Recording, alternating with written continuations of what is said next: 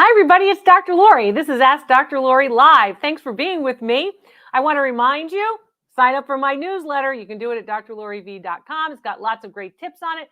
The newest newsletter that's coming out is going to have valuable jewelry tips. That's right. Just put in your email and we'll send the newsletter to you. It is free and you can find it under the free tab at drloriv.com. So it's great to have all of you with me. Thanks for being with me. My guests from all over are here. And I'm going to look at some objects, talk about appraisals. I want to know your questions about these objects, right? So the objects that are coming up, I want to know your questions. Ask them while the object's on the screen. So it'll be easier for me to point out what you should be looking for. And of course, as always, I'm going to tell you what to look for in lists, right? My guests are here. I need good smiles. I need clear, plain backgrounds. And of course, good connections as we can do it, So let's take a look. Let's take a look at these candlesticks with the birds and the, we've got candlesticks and a couple of pieces of jewelry. The connections on the jewelry, not great. So hi, what's your name? I like the candlesticks. Actually, they are lamps. Well, they have electricity. Look at that, little knobs at the bottom. And then they've been electrified. Are they marked at all? One of them is. Okay, what's the mark say? Can you see that? What does the mark say? It's a M on the bottom and a 6 on the top. So it's just the letter M on the bottom and then a 6 on the top. Yes, and then 2 arrows. Can you back it up? Yeah, there you go. Great. Okay. How tall are they? They are 10 inches. Okay, great. How did you acquire them?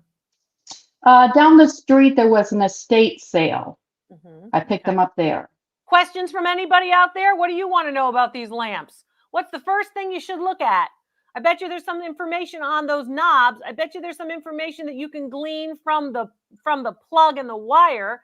There's a little bit of information that you can also glean from, of course, the size of them. So if you're looking at that plug's going to tell you a lot about date. That plug's going to put it right smack dab about 1950, right? And then you can see that there's been some enamel work on the cast metal. And then that round knob sometimes will have a number or a letter on it. Does the knob have any indicator on it, like a letter F? No, I don't see anything like that on there. Okay. On the receptacle here, it says Leviton. Okay, well, that's typical on many of them, but that also helps to date it, as I said, to about the 1950s. So Leviton pieces are usually the socket pieces. Do they work? Sarah wants to know. I haven't tried it. So you haven't plugged them in? No. Okay, one of the things that you guys want to think about at the estate sale or the yard sale, right? I mean, oftentimes most estate sale people will actually have, strips so you can plug them in and see whether or not they work. They're mixed media, Kim. Yeah, I don't believe they'd work because there's electrical wiring or tape that has taped up the wire. That doesn't mean that they work. That means that somebody decided that they wanted to tape it for some reason or they were trying to repair it. You don't know if they work unless you plug it in. I'm not saying no, I don't think they work.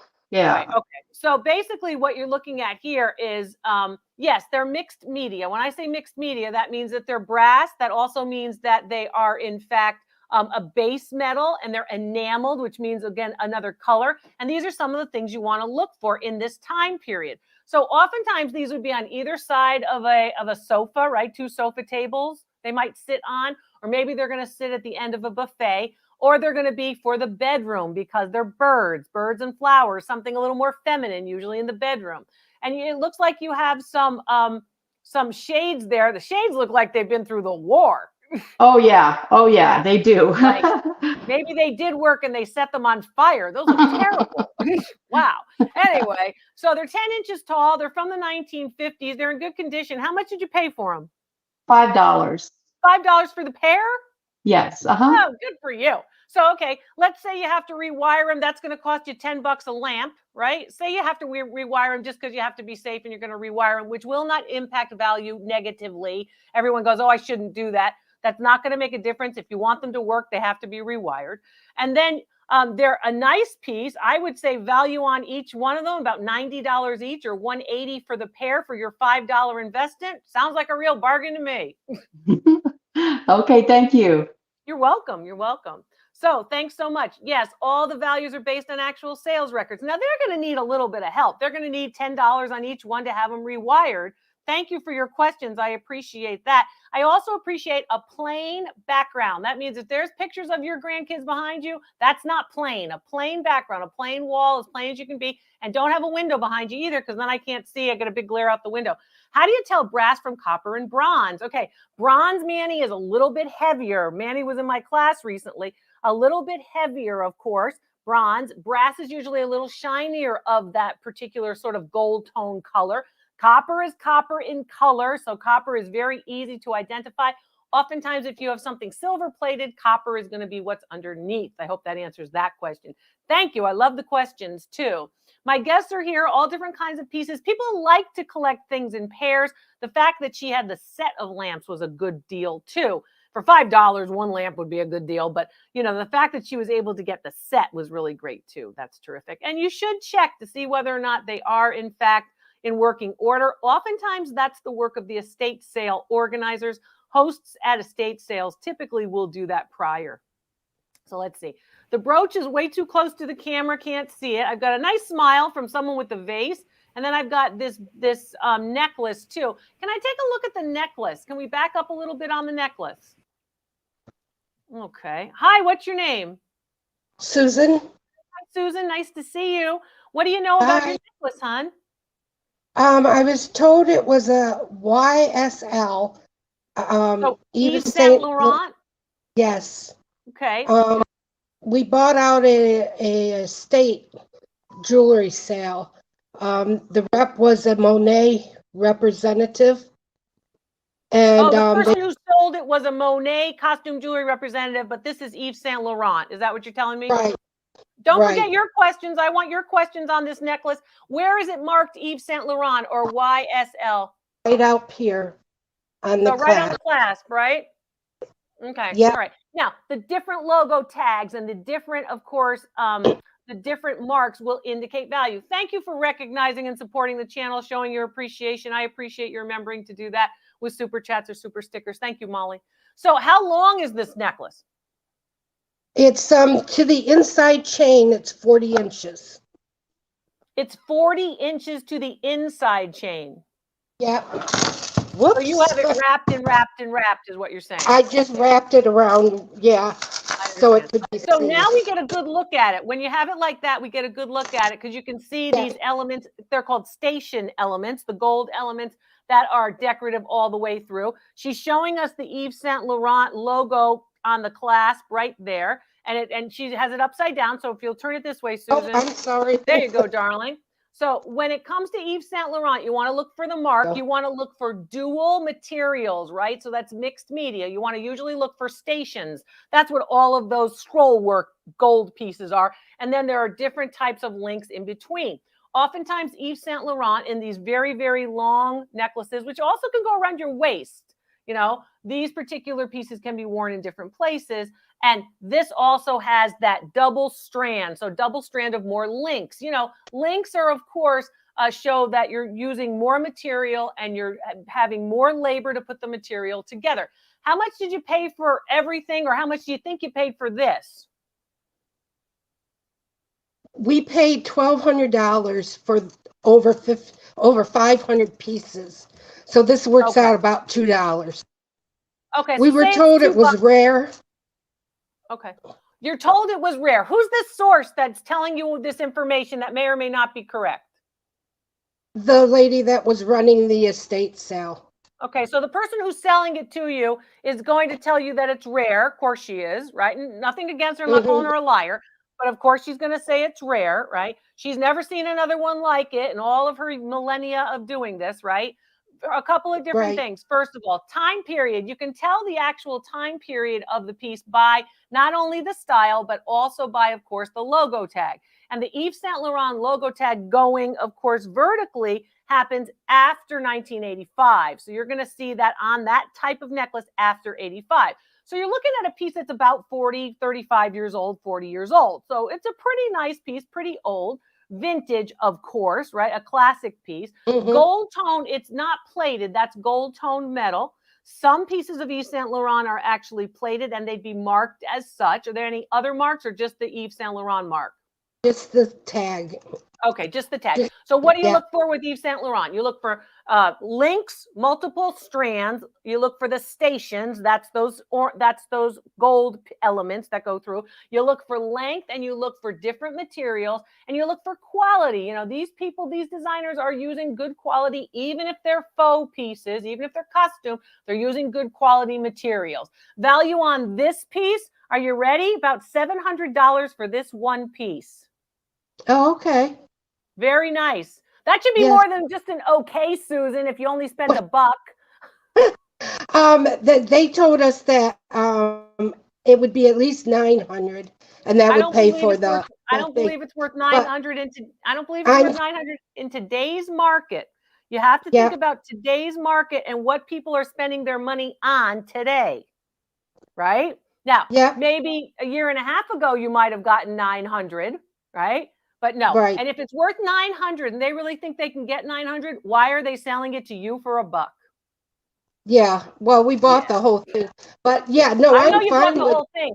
But they could have gotten in one piece, right? If they really believed that and they knew that they could do that, they could have gotten that one piece, right? The 900 that you spent 1,200 and they gave you everything because they wanted to just move all of it out because they wanted to get their percentage from the person who they were hosting the estate sale for.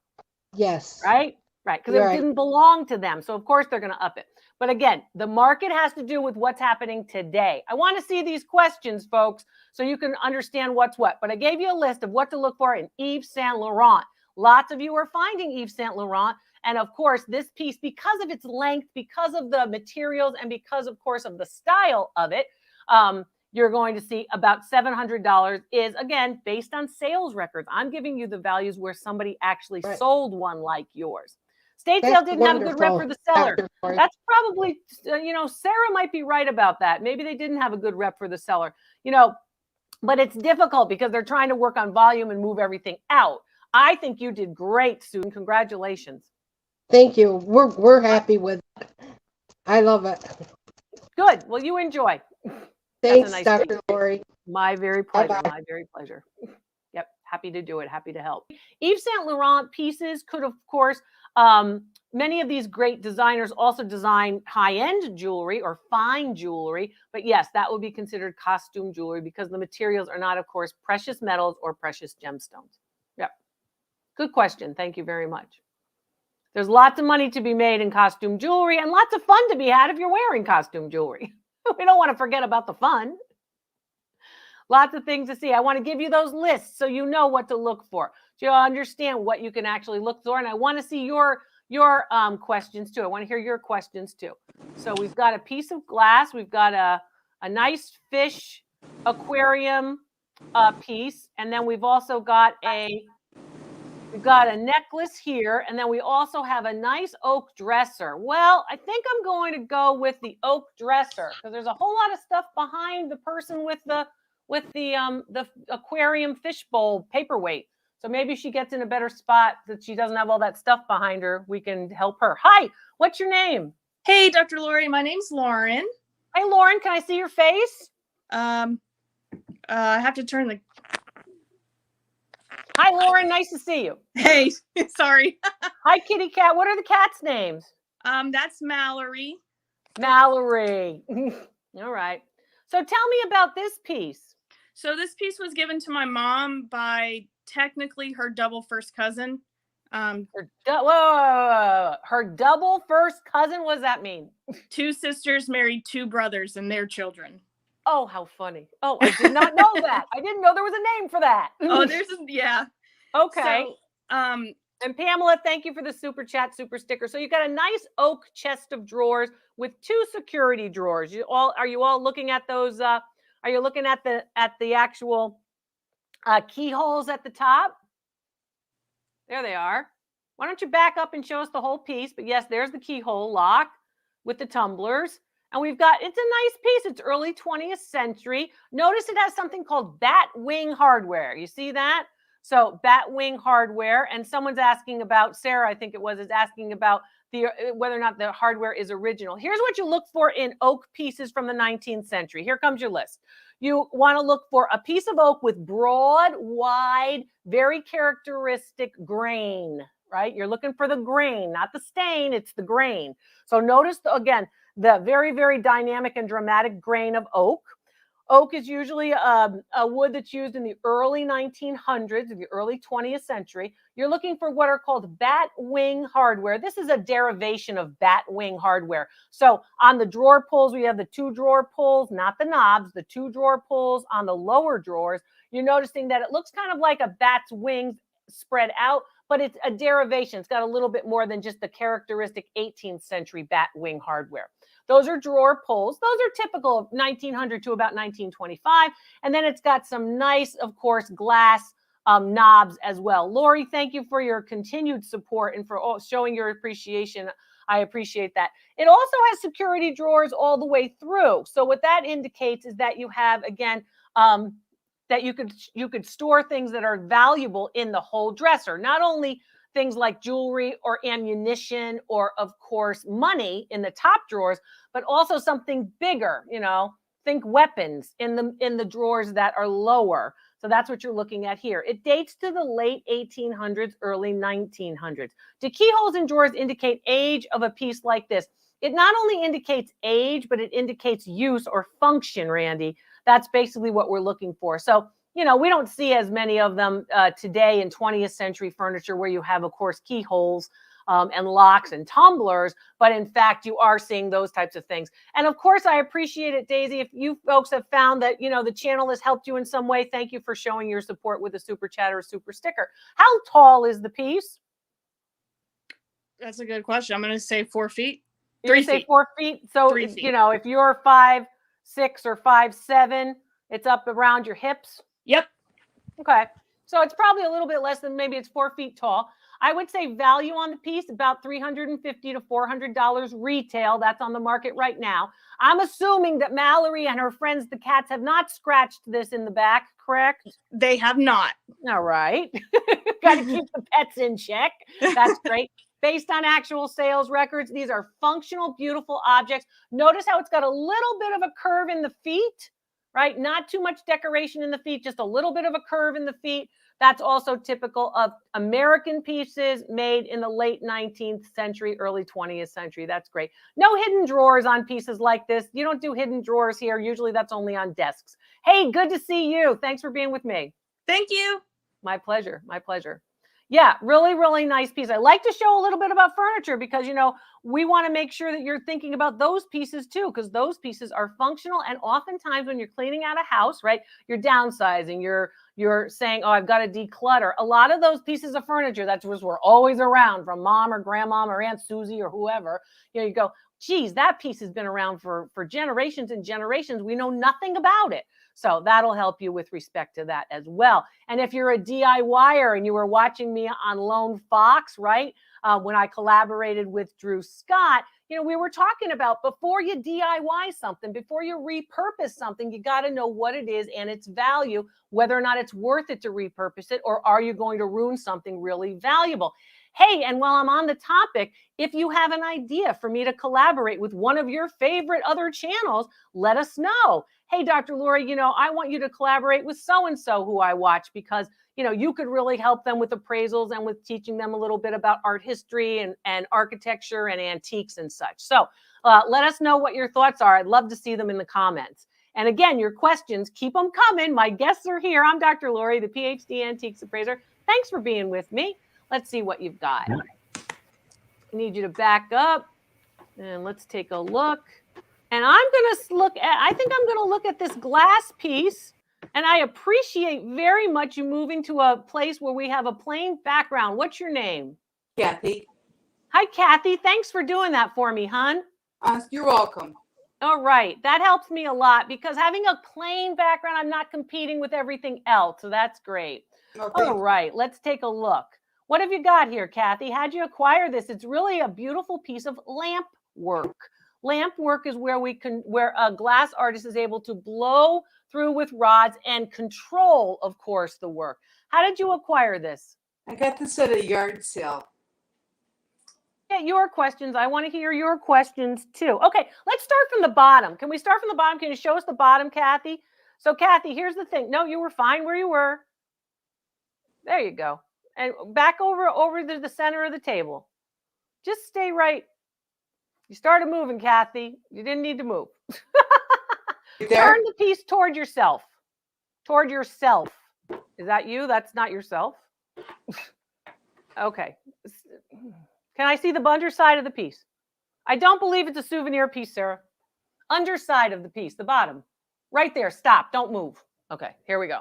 If you look at the bottom and you see all those different colors, those are all the different rods that, of course, are being utilized when the piece is being hand blown or mouth blown. That establishes, right, how you're going to get the colors all the way through the top of it, right? So if she has it this way, right, here's the bottom.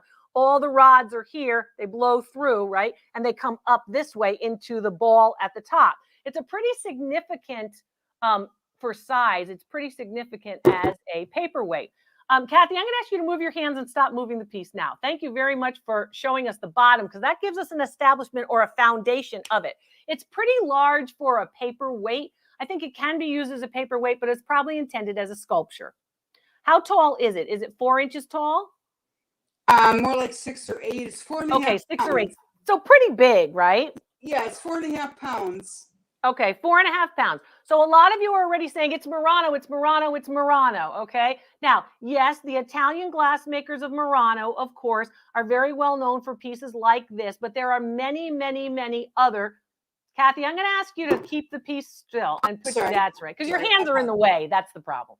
But I appreciate it very much. So a couple of different things. First of all, there are a lot of other artists who, in fact, are doing this all over the world. You know, when I think of lamp work, I think of some of the greats like Stankard, you know, out of New Jersey and others. So that's a beautiful piece. How much did you pay for it at the yard sale? I got it for $1. You got it for $1.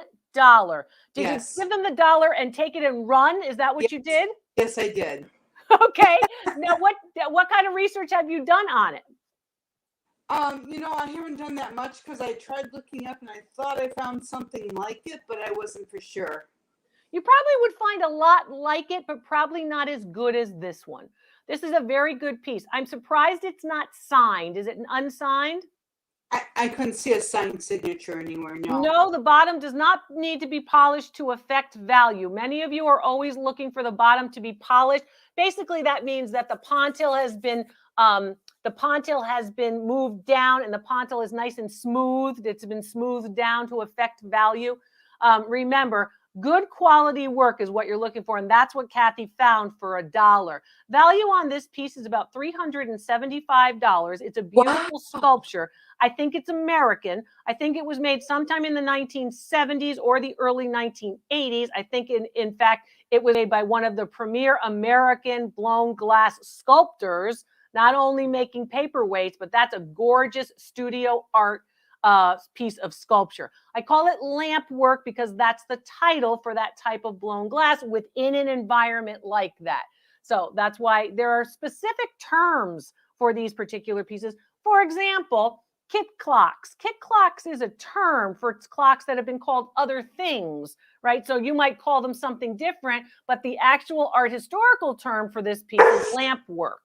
The way in which that's been done. But again, I try to give you the correct vocabulary words. You use them or you don't use them. That's up to you.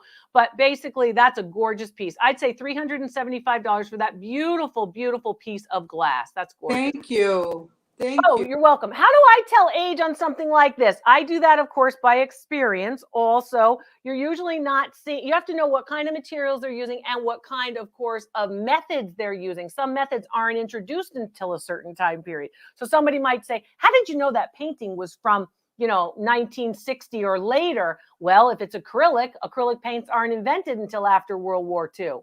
Right? So it has to be later than 1945, this kind of thing. But that's a gorgeous piece. Congratulations. Good eye. Were you surprised when you saw it there? Yes, I was. Yeah. Even more surprised tonight. Even more surprised tonight? No, it's a beautiful piece and easily $375 based on sales records. People will pay that much for these types of pieces because it's not only a functional piece like, oh, it's a bowl that you put your fruit in. That's a work of art. Thank you. My pleasure. Nice Thank to you meet very you. much. That was beautiful. That was beautiful. Gorgeous. And what was gorgeous about it, you all saw it. She was showing it to you. The fish at the top, the way in which you had, of course, lovely symmetry of the fish. You saw, of course, the coral and the coral reefs at the bottom. You saw the rods. I showed you that at the beginning. And then, of course, that nice rounded piece. Somebody knows what he or she is doing in that studio blown glass art. That was nice. Are certain makers of blown glass recognized by the way the pontil is sanded or not sanded? Yeah, that's a good question, Susan. Yeah. Sometimes you can tell an artisan by the way in which the pontil is literally smoothed down or sanded or not. Oftentimes, the best way you can tell is by the actual piece. So great designers and great artists are going to maintain their style and they're going to be devoted to that style. So you're going to see a lot of them in the same manner, right?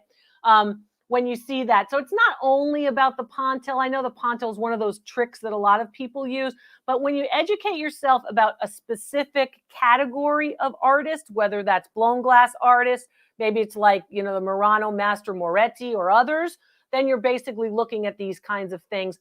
But you want to look for their style and the characteristics of their artwork. Once you see that, you'll be able to recognize the style and then you'll be able to pinpoint who made the piece. So it's not only about that, but yes, in part, you can actually look at the way the pontil is smoothed down. Yes, thank you for your questions. I love your questions. I love to actually be able to answer them as well. So that's a great piece. I liked that one a lot. We've got some good objects. We've got some great, of course, guests. And thank you all for being with me too. Let's see what we've got.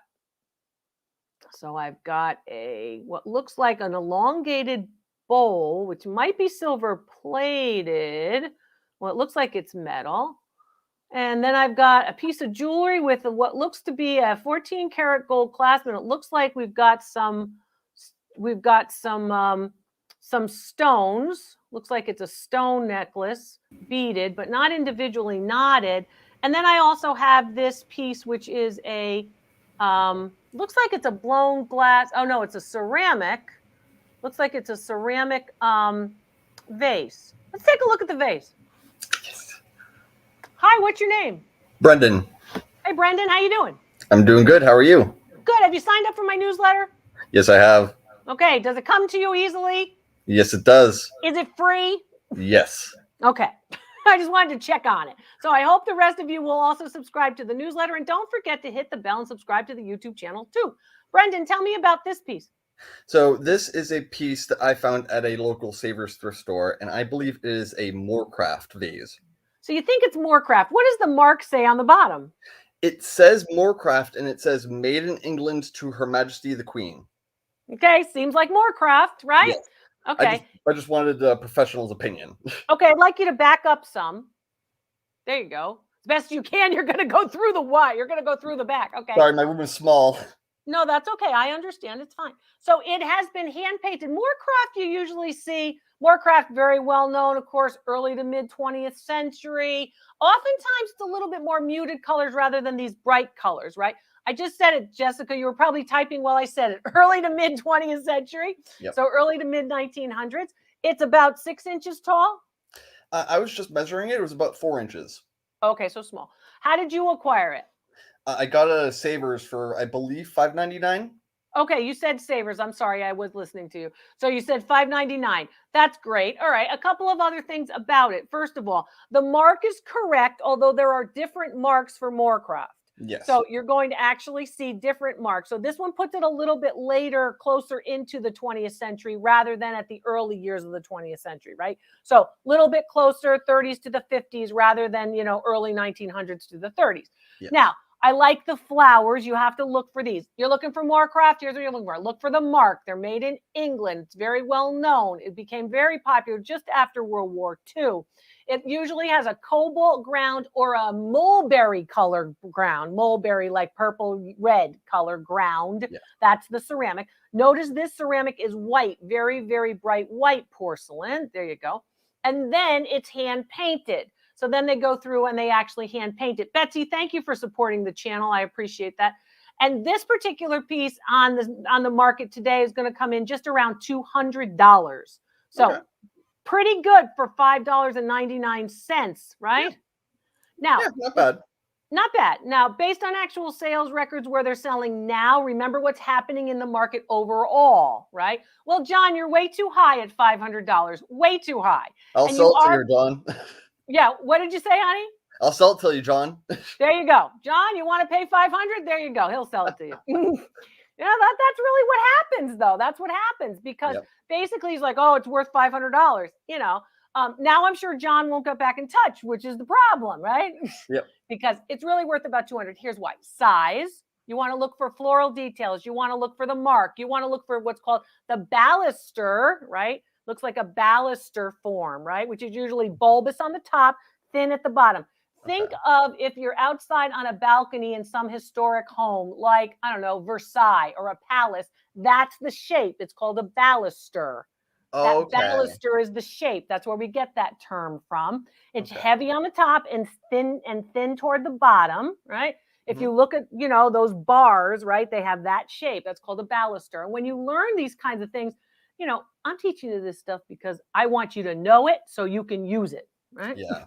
That's a beautiful piece. About $200. It's small, but again, that list, the mark, the decoration, the shape, mulberry, or of course, cobalt ground, flowers, abundance of flowers. The Brits love the flowers. God love them. There you go. The condition of the paint of the actual enamel work or the paint looked quite good to me, Carlos. Yeah. Thanks, Brandon. Nice to see you. Nice seeing you too again. Thank you very much, Dr. Lori. It's always my pleasure. And it's my pleasure to be with all of you. I'm Dr. Lori, the PhD Antiques Appraiser. Check out the rest of the videos. I'll see you next time.